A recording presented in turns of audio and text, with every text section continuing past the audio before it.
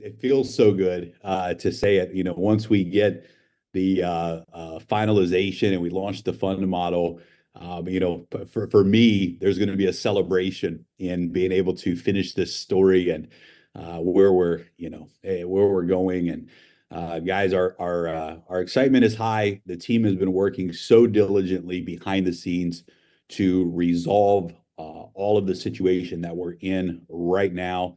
And we're just excited to be here today to share some updates with you guys that we are able to share.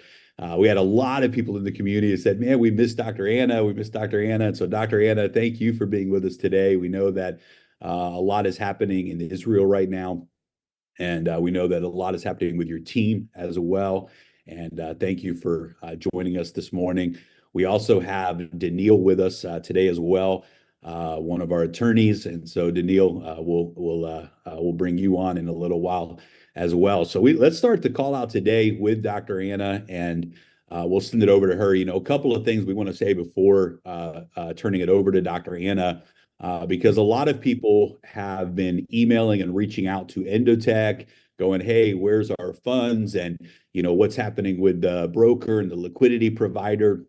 And we just want to be very clear, as we always have, that Endotech and our partnership with Endotech is a SaaS agreement, a software as a service agreement. Endotech managed trading with the crypto AI. They implemented their Forex AI, but we operated and we chose the brokers that we use, the liquidity provider.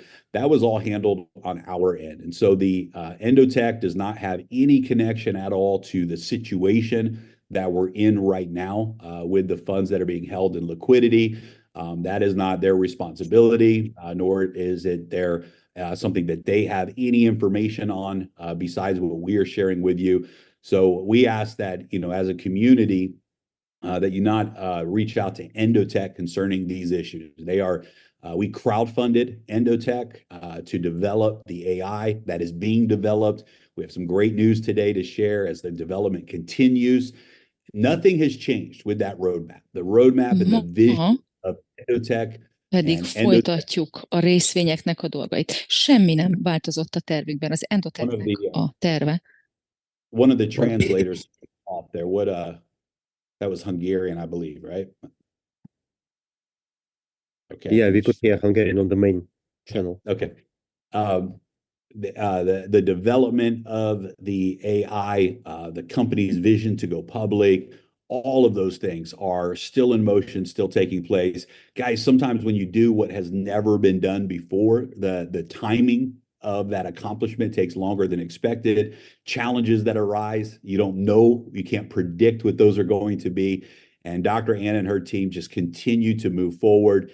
And we've been on the phone with Dr. Anna on a regular basis, getting the updates, and we're very glad to have her here with us today. So, guys, we celebrate what Endotech is doing, the vision that Dr. Anna has, and we support whatever the journey is, whatever the process is. The great news is when they achieve the final result that they are going for, and we go live with our fund model, we're going to be able to utilize and implement that AI, not just in the crypto side, but also in the Forex side. And it's going to be a part of our portfolio in the future as well. And so, Dr. Anna, thank you for being with us here today, and we'll throw the call over to you. Yes, thank you so much, Jeremy. And it's exciting for me also to come back. I'm a little bit rusty today, so forgive my voice. Nothing has to do with Israeli situation, just my personal small illness. So what I wanted to say is, yes, I would like to reiterate again that Endotech, and me being a CEO of Endotech, is a SaaS software development company. We have been set to develop very ambitious idea of creating algo trading based on true AI technology and holistic approach to market prediction. And the project of crowdfunding was really one that helped us to put this idea into action. And to explain the history, the idea of market prediction based on super intelligent technology was called DAISY, and crowdfunding project was called DAISY. And during this stage, we developed infrastructure and we made POC, proof of concept of this idea.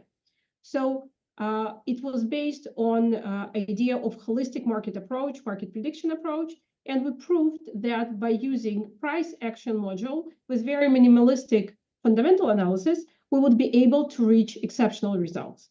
And that's exactly what happened. And right now, I would just like to show you some screens of this huge infrastructure that we created. We're talking here about literally thousands of different elements and AI modules working together and analyzing the market. And again, it's built from two main things. One is about how people view the market, how they talk about the market, how they think about the market from fundamental perspective, and second, from technical, from charts perspective. So during the initial crowd-facing project, we completed the POC, proof of concept, that when you create holistic approach, when you look at all the elements, AI is able to help you to figure out the market situation. So let me just share the screen for a moment. And I'll show you here. So this is the AI modules that we're using. And you can see that number of categories of different elements. Dr. Anna, we're still not seeing your screen. I'm not seeing your screen share. Oh, okay, sorry, apologize. Okay, now we see. Yeah. There it goes. Okay, so what you can see, this is our main module for market prediction, and it has different elements. And when we're looking at the strategies is based on literally thousands of different elements of expert market states, different timeframes, and so on and so on. And when we're talking about some simple decision of whether to buy and sell it based on market prediction, in market prediction itself, it's based on hundreds and thousands of different elements that coming together in order to understand what is the current context, what is the current situation on the market, and whether we should do something or not. And when we ended the phase, we had this type of algorithms. Just want to point you to the elements of Sharpe ratio of 3.66, the profit loss of 80, and we were happy with the result, and we said, yes, this is what we're looking for. During additional half a year, we reached already 87% of accuracy. Again, we're happy with the result. Sharpe ratio of 5. If you look at the chart and the result, the performance, it looks like what else do we need? Why we are proceeding with this phase? Why we're doing what we're doing? And my answer is, just imagine ChatGPT. And ChatGPT would say, listen, we proved the idea. The idea is working. If you put all this information, you can create curators, you do this, you do that, you will be able to use it for multiple purposes. But instead of reading the information for 100% of the sources, they would read from 50. And then what would happen to you is sometimes you would get into the ChatGPT and you could not trust it because you know that the information that you're expecting, this 50% of additional information, is not coming. So this is exactly what's happening to us with this project. The first part was to put in 50% of the information from the technical analysis and a little bit of fundamental. Now we're working on the second phase of putting all fundamental analysis in order for us to have market prediction based on both angles, because you have lots of investors and lots of traders that use fundamental analysis, their primary tool, okay? So let me show you example of what we do with fundamental analysis. So first of all, we need to read all the news, okay? Of course, you need to understand how people think about the market, what they do with the market. Whenever some whale placed in order, you can see it from multiple angles. You can see it from the blockchain. You can see it from moving of funds. You have different websites, but you also can read it in the news. And it gives you the understanding of how other people react to this and what will happen as a reaction to this condition.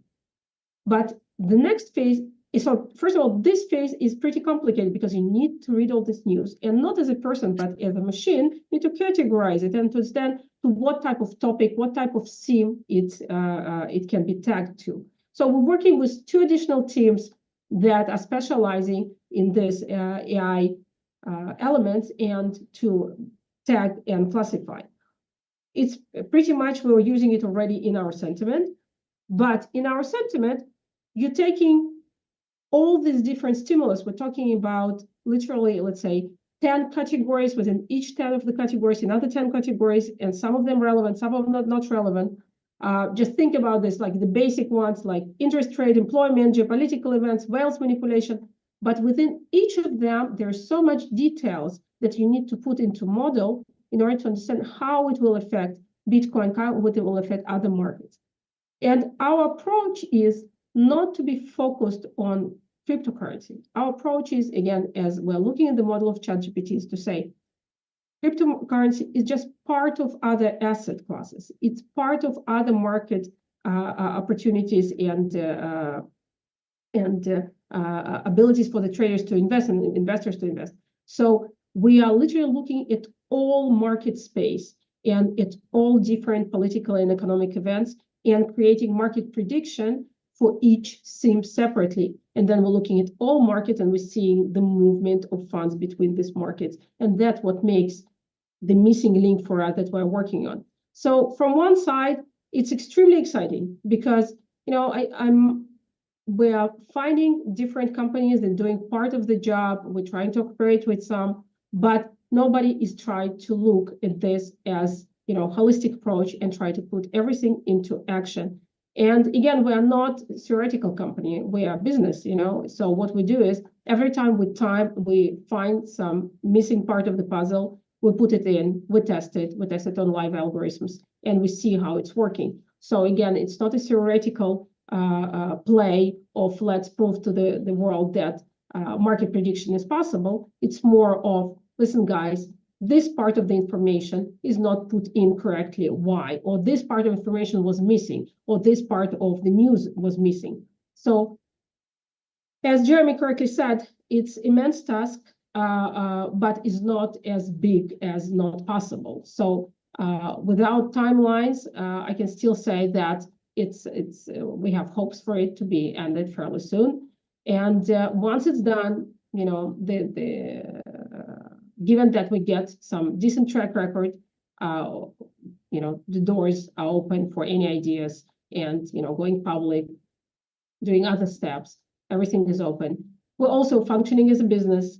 We have clients, we have institutional and retail, and but the main focus is still remaining on the development and completion of the project.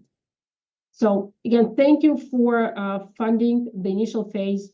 It was amazing to be together and to see how technology that we created shows the results. And again, now it's a new, very exciting phase of being able to show the market prediction. And every time it's right, it's exciting. Every time it's wrong, it gives us opportunity to look deeper and to figure out why. But it's very, very exciting to see technology doing these things. So thank you, Jeremy. Thank you, guys. And thank you, Daisy team. Thank you, Dr. Anna. And every time I see what you guys are doing, it's so exciting. Great things are worth great challenges, and great results require a great journey. And it's been a great journey these last 3.5 years in this process of development. And we're nearing the finish line, and it's going to be exciting. And we get asked a lot of times, you know, from the community, you know, what's the process for Endotech going public and these types of things. And guys, this is phase one. This is step one, right? Step one is let's complete so that we have a amazing product that's proven, that's live in the open marketplace.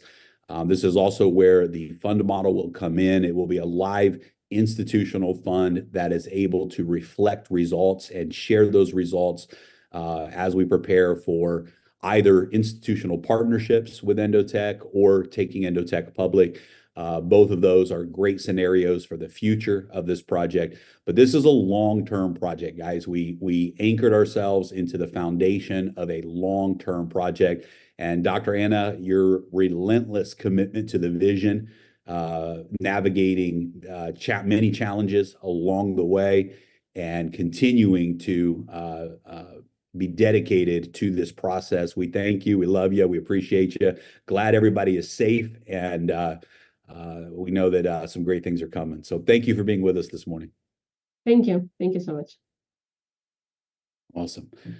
Edward, Ilya, it's just exciting every time I'm having flashbacks of all of the presentations at the events and the webinars and the journey along the way with Dr. Anna and Endotech. But it is exciting to see things unfolding. Yeah, I remember about 4 years ago, not about exactly 4 years ago, we were preparing to launch. We had dates to launch, and we did not launch on that day, and then moved to another day, and then moved to another. And here we are.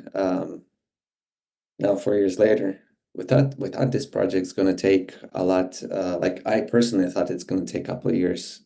Way underestimate how complicated and how big this project is. But we're gonna make this very big success story. Yeah, that's for sure. Jeremy, when you said that we started 3.5 years, I kind of like also thought like Edward, we started 4 years already, right? 4 years ago we started. But yes, Yeah. we started funding the project a little bit more than 3.5 years ago, right? So when we launched in January. Soon it's going to be 4 years since we started. Time goes really fast. And it turned out to be much more complicated than we thought at the beginning, right? Because we initially put in the roadmap also that, the plan was a couple years, but took us like 3 years for crowdfunding. And then it's still not complete, right? But we know we're going to get to the finish line. And it was so good to see Dr. Anna, finally, so many people ask for this call, just wanted to see Dr. Anna, just like at the very beginning when we launched Daisy, people didn't believe that Dr. Anna was a real person. So it's the same now, right? So Dr. Anna, thanks again for joining us and giving this update. I think it's like really very precious for our community. Awesome. All right, let's bring Daniil on. Daniil, if you want to turn your camera on there, I believe he's with us. Daniil is gets the best dressed award for the day.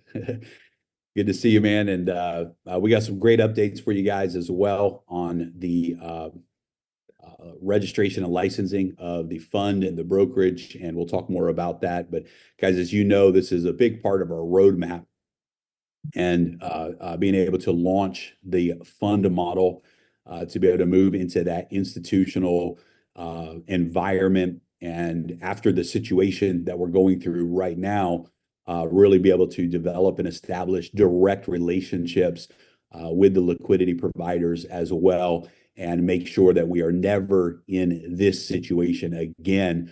This is top priority to us right now. So Daniil, it's been I guess over 18 months now, Daniil, that we've been in this process now, and it feels really good to know that any day now we will have the official license and registration completed. So hey, we'll throw it over to you, man, to give us some updates. Well, how you want to do it? So me just talking, or you want to do it in a more like a Q&A format now? Well, it's up to you. I guess, I guess let's start with, give us some updates on, I guess, the two things to start out with, just so we can kind of back up and have some clarity. What is it that we are getting? What will it allow us to do on the license? I know there's multiple licenses that we are securing. And what is the timeline then of those being officially completed, and then what are our next steps after that? Once we have the licenses, what are our next steps after that to get prepared to move forward? Well, I start from the last part. As usual, one thing is what you plan, and the other thing is what actually is going on. So that's why the next steps are intertwining now with the KYC and licensing, because ideally I had in mind that it will be step by step, but now due to the fact that it went, let's call it, a bit over the schedule, that's why we need to probably make some adjustments. But I will remind that the licensing is basically a broker-dealer license, which allows not only the trading, but it also allows the asset management. And that's why you like to call it a fund-like license. Well, actually, it is a broker-dealer license with the right of asset management. Yeah. So and yeah, that will be the main entity holding the funds and operating with liquidity providers and with the softwares of trading, etc. Yeah. So if I'm not mistaken, I checked my calendar the last time I was on the call. I think it was the end of May or beginning of June. So it's not something super interesting, yeah, but actually it goes back and forth with the regulatory body. So we've been doing these rounds now, 4 rounds, and the questions are getting the narrower and the narrower. And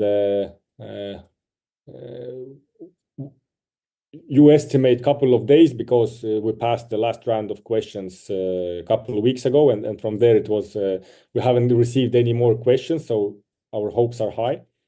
But also I did some background check. Why is it that it takes a long time? And it turned out that this broker-dealer industry is really also getting fully licensed, meaning that they do not like unlicensed entities. And the jurisdictions where we are applying are with a great value. And so there are a lot of companies in line waiting for a license, and they're just overwhelmed with the workload. So, but yeah, I like, as you, I'm also like hoping to hear news any day now. And if initially they issued like pre-license, meaning that you got the pre-license, then you had to show your operating capability, and then you got the final license. Then now they switched it. Basically, they're already issuing a license, but it has the requirements like open bank accounts, have liquidity, etc., etc. And so as soon as we have license, we can finalize onboarding on all of those service providers. And then basically this entity is up and running and ready. Awesome. Well, that's good. And that ties into the KYC process too. I know that you have been working with the KYC company, the software company, and one of the people have asked, well, why are we waiting on the KYC to go live? The biggest reason for that, guys, is we are allowing people with multiple wallets to be able to KYC and integrate multiple accounts into a singular account in preparation for the fund model, so that you can come in as one user with one account, and all of your multiple accounts, multiple wallets will be KYC'd into that singular account. And that just makes it easier for the administration side and puts us in a legal structure for the fund model as well. So because of that, it's a unique situation. The KYC company, first of all, had to custom build the software in order to accommodate what we needed it to do, and custom build that software to be able to interact with the blockchain, to be able to interact with the wallets, the wallet addresses, and talk back to the blockchain. And so that process has been completed on the KYC software side. Now it's been handed over to our team, and our team is working on their end to complete the integration, and not just the integration, but also the custom code needed on our end to now accomplish the same goal, to be able to take people that have multiple accounts and say these 7 different accounts, for example, belong to one person and are ultimately accessible through a single wallet. So it's a process, but we expect that we are a couple weeks or so away from being able to go live with that. It's a top priority now that is back in the hands as of this weekend with our team, and they are completing that process. So the KYC is a very important part of the process for everyone. This is for the Equity and Endotech. This is for the exit wallets. This is for those that continue to remain active and are participating in the fund model as we move forward. That's all connected to the KYC. So please be on standby. We'll make announcements in the official channel once the KYC is live, and you will be able to KYC multiple wallets. You'll be able to come in and KYC multiple wallets, connecting them to a single KYC, and we'll be making announcements on that. So, Daniil, any other news or anything else you want to share? Maybe on the KYC. So yeah, as Jeremy told, that the more detailed instruction will follow a couple days before we start.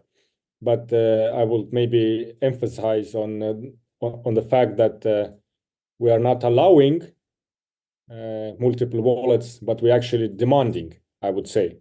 So basically, each and every member will have a KYC case. So he or she will have to add all the wallets to this KYC case. And during this case, all of those wallets will be consolidated under one person. So if you're entering the KYC process as a 7 wallet holder, then you're exiting this process as a one person who is linked to the new structure. And that's actually the hard part of the building the KYC, because yeah, we can just run everybody by the KYC, but we then won't know that they actually are the holders of the wallets. So that's why the system is built that during the KYC process, a person will prove on the blockchain that he is actually holding the wallet, that he has the access to this wallet, and on the outer end, yeah, he will be basically one wallet, one person, and it will make life a lot easier in new structure. Awesome. Thanks, brother. Appreciate you being on the call with us today. Thanks for all the work that you're doing, man. Thank you, guys. Thanks. All right, let's move on. And so, guys, obviously the biggest question everyone is asking and want to know is, hey, are there any updates on the situation with the brokerage and the liquidity provider?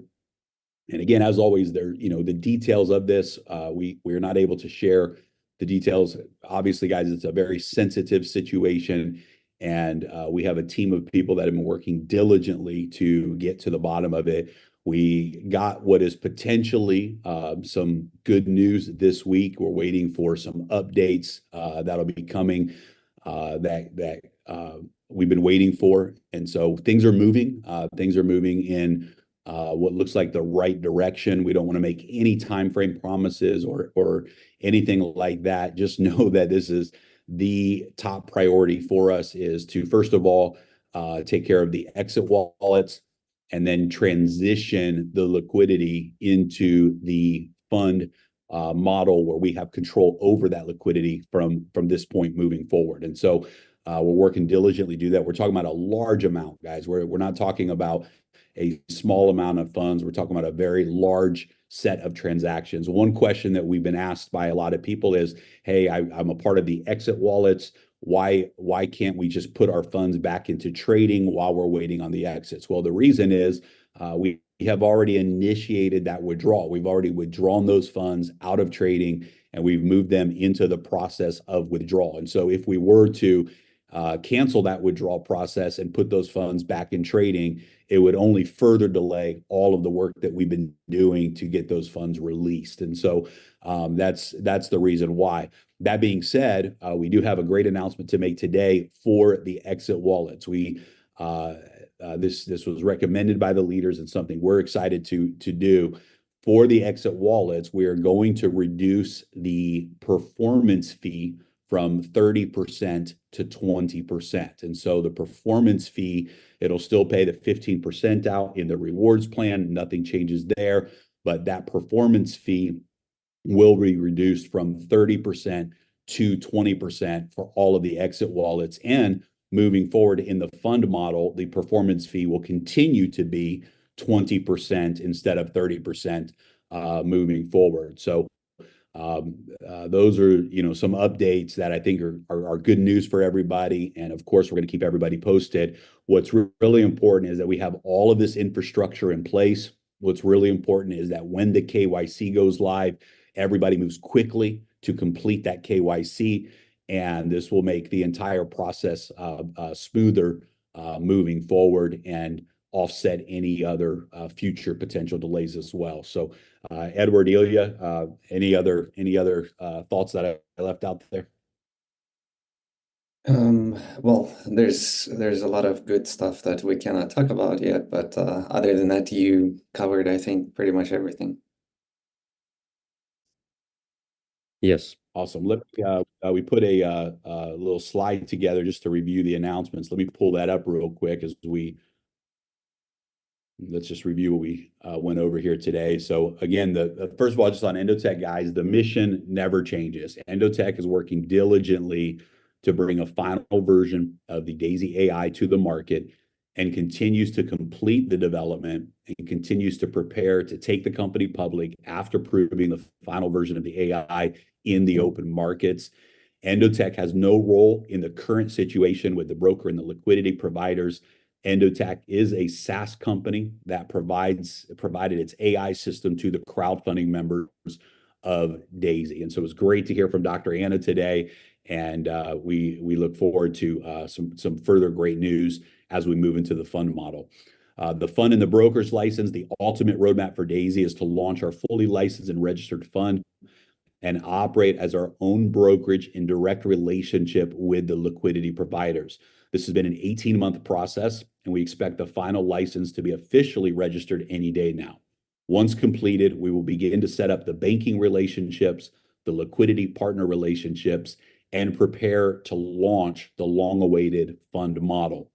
The KYC required custom development in order to allow those with multiple wallets to be able to migrate to a single account. The development is completed, and now the KYC software is being implemented into the back office and coded for wallet migration. Within the next few weeks, the KYC for all Daisy members will go live. This applies to exit wallets as well as active members. And for those that are in the category of exit wallets, due to the unexpected delays in the exit wallets, we're going to reduce the performance fees from 30% to 20%. While we cannot share details at this time, we've made progress with the liquidity providers and are working on multiple solutions to be able to receive the requested funds from the brokerage as quickly as possible. The current situation is beyond our control, but the team is working diligently to solve the situation and position us to move forward with the fund model. So, Edward, you've always maintained such a powerful mindset through all of the challenges that we've gone through over these last 4 years. You really have some strong philosophies and principles that guide your life and guide your thinking when it comes to facing challenges and having the right mindset during those challenges. I think, this is a great opportunity. The community, certainly we know there's been disappointment, there's been frustration, there's been questions that people have had along the way.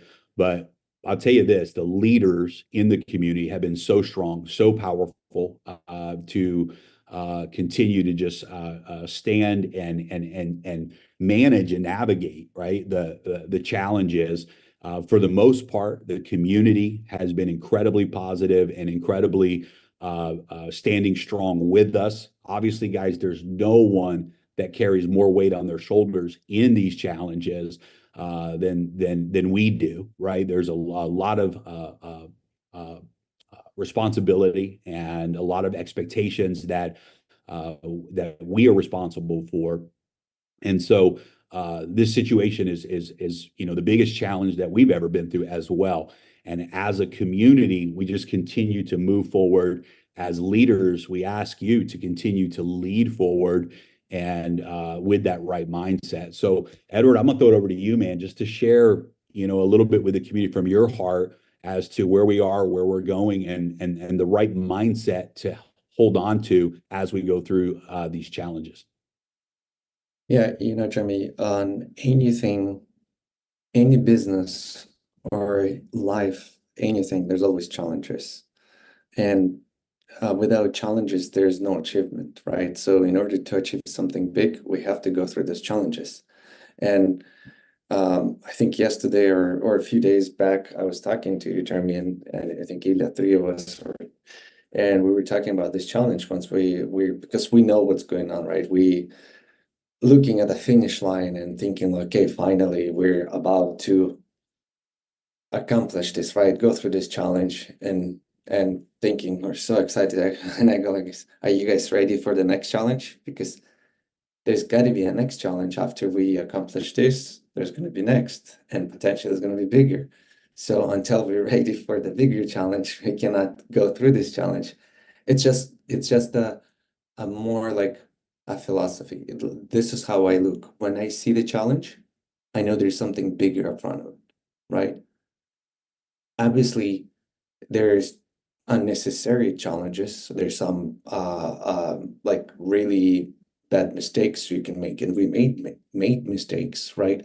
But when the challenge comes like what we going through today, I wouldn't like honestly, I would not call a mistake.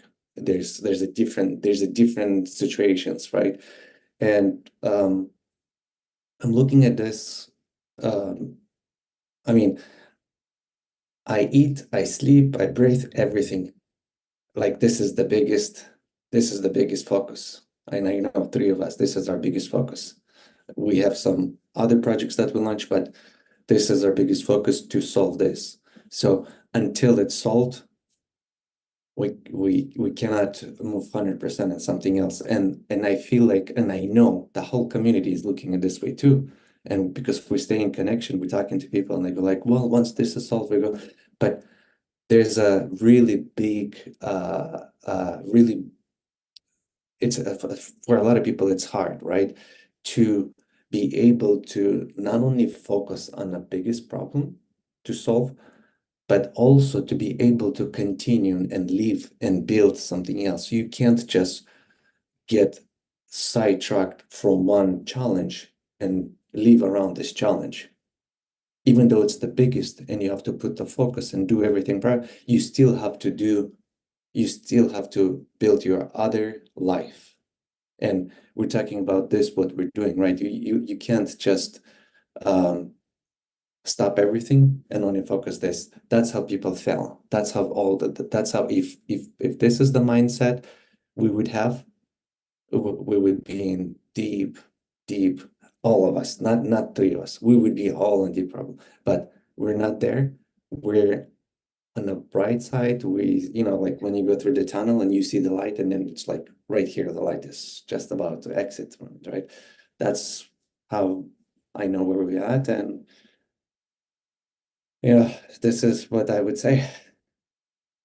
I love it. No, it's so true, Edward. When we if we let a challenge paralyze us, then we're letting the challenge win, right? If we let the challenge define us, we let the challenge win. If we let the challenge dictate our truths, our belief, our energy, we let the challenge win, right? The whole journey is to have authority over the challenge. It's to have power over the challenge. It's to be able to, look at the mountains that we face and tell those mountains to move those mountains. And this is a powerful part of the journey. It strengthens your internal muscles, your faith muscles, your positive energy muscles, the discipline of all of those things that are involved. And so we know that, what doesn't kill us makes us stronger, right? And this is simply, pain is a necessary gift that nobody wants. And I remember hearing that quote many years ago, that pain is a necessary gift. It means you need it. You have to go through challenges in order to grow. It's necessary. Nobody wants it. We never would have chosen these challenges. But when life gives you the challenges, you have to accept and understand that this is necessary. It's a necessary part of the journey to make us stronger and to prepare us for much, much bigger things. I can tell you that the lessons we've learned in this journey, and we've certainly learned lessons in this journey, the lessons that we've learned in this journey have prepared us for what is coming next and have really prepared us to do much bigger things together and take this whole project to a whole new level. So it's powerful. Ilya, any closing thoughts today? Yeah, Jeremy, I remember, I think it was in Africa when you spoke about disappointment leading to appointment, right? So maybe you can also repeat that one, because I really liked it. You know, it's so sweet in English. It's kind of like correlates with what just Edward said and yourself also, because now like maybe the whole community, many people in community, right? So feel very disappointed with the situation we are facing now. But I kind of like what Edward says, because there is something that we cannot control, and we cannot spend our energy on something that is out of our control, right? Because it's going to be waste of energy, right? Rather than that, we should focus on something that we can control, which of course might be, you know, different business, communicating with new people, you know, staying positive and stuff, right? Because you cannot allow yourself to be, your energy to be to be wasted on something that is out of your control. And 100% this principle applies not only to business, but also to, you know, life, anything, family, friends, friendship, anything in this life. But Jeremy, again, it might be difficult to translate from English into other languages, but the way it sounds in English, maybe you can just, you know. How do you say that disappointment leads to appointment? Or what Yeah, were we yes, saying? Jeremy, if you can repeat this, because I think this could be a very powerful slogan, you know, for our community, because I think this was very strong. Next shorts is gonna be like this. Yes, exactly. But yeah, there was two things that, you know, one, we have to learn how to discipline our disappointments, right? And so when we have disappointments, we have to discipline those disappointments. We have to stay in control even when the disappointments happen. And when you do that, your disappointments become appointments. And think about that a second. A disappointment becomes an appointment. That means what looks like a bad thing is actually turned into a good thing. What looks like an obstacle actually makes you stronger. It actually leads to greater things. I mean, I can tell you this, just, you know, Edward and I meeting and becoming friends is a testament to that. It was in a project that was one of the biggest disappointments that I've ever had at that point. This was years ago, but at that point in my life. But that disappointment led to an appointment, and that appointment was Edward and I meeting, becoming friends, and eventually becoming partners. And so you never know what is happening behind the scenes. And sometimes the biggest challenges in life happen for the biggest reasons, the most important reasons. And so when you discipline your disappointments become an appointment for something even greater. And so I do believe and know in my heart that that's exactly what's happening with the Daisy Project and the Daisy community. So appreciate you guys. We love you guys. We'll be making announcements in real time as we get the next steps and the next updates, and send great energy out there, send great vibes out there, because we've got things moving on our side, and we'll be making some new announcements as quickly as possible. So thanks everybody for being on the call today, and we'll talk to you soon. Thank you. Bye guys.